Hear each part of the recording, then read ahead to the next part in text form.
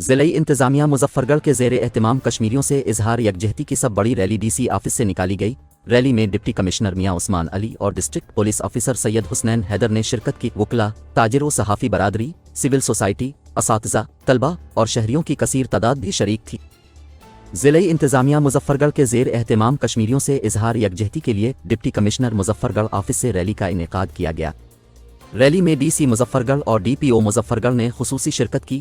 اس rally کے موقع پر deputy commissioner میاں عثمان علی نے کہا کہ کشمیر پاکستان کی شارگ ہے، اس کے بغیر ہمارا ملک نامکمل ہے اور بھارت جموں و کشمیر کے بڑے حصے پر قابض ہے، اسے کشمیریوں کو آزادی دینا ہوگی۔ ڈی سی مظفرگڑھ نے مزید کہا کہ بے گناہ کشمیریوں کا خون رائے گا نہیں جانے دیا جائے گا اور عالمی برادری کشمیر میں ہونے والی قتل و غارت کو روکے۔ ریلی سے ڈی پی او مظفرگڑھ سید حسنین حیدر نے اپنے خطاب میں کہا کہ دل و جان سے پاکستانی قوم کشمیری بھائیوں کے ساتھ ہیں اور بھارت کو عالمی سطح پر بے نقاب کرنے کے لیے کاوشیں جاری رکھی جائیں گی۔